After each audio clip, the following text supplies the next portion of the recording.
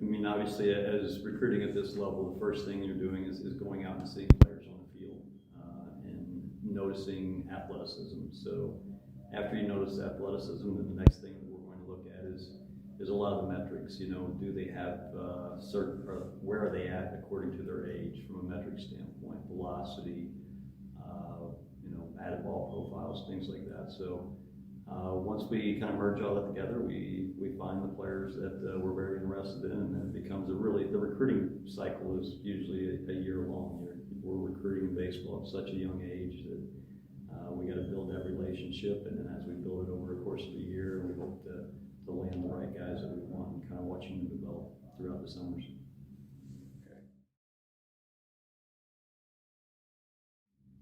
Yeah, I think the biggest thing that not only ourselves, but most college coaches are using, you know, those platforms from Perfect Game, that you got a third party there that's really evaluating players and using different numbers there, as well as Prep Baseball Report is doing a really good job of being able to having those resources where they're kind of identifying players for you pretty early, and at least, you know, whether you believe it's the top player in the country, they might have him ranked number 1, you might have him ranked number 20, but it gets you pulled into a little bit smaller pool of players that you can really focus on. So that's kind of our goal, is to try to go out and find, we can't cover the entire country as much as we'd like to at the college level, with only having 3 recruiters that can go out on the road. So we're using other resources to narrow the player pool down, and then we're going to go after those players and really spend some time recruiting them on field, watching them.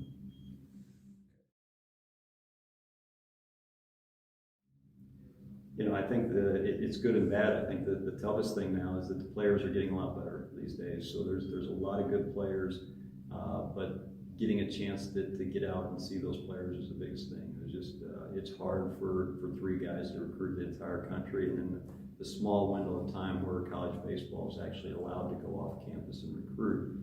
So, you know, like I said before, like we need help from the outside, whether that's former acquaintances you have, or you know, whether that's a summer coach or a high school coach of just really relaying information to you.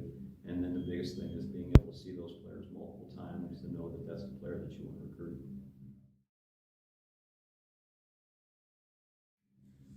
Well, just from our standpoint, we'd like to change it, you know, a little bit more freedom of when we can recruit and how we can recruit, and getting you know, getting off campus at different points of the year. There's a lot of things that go on in baseball now year round, and there's certain times where we're really restricted.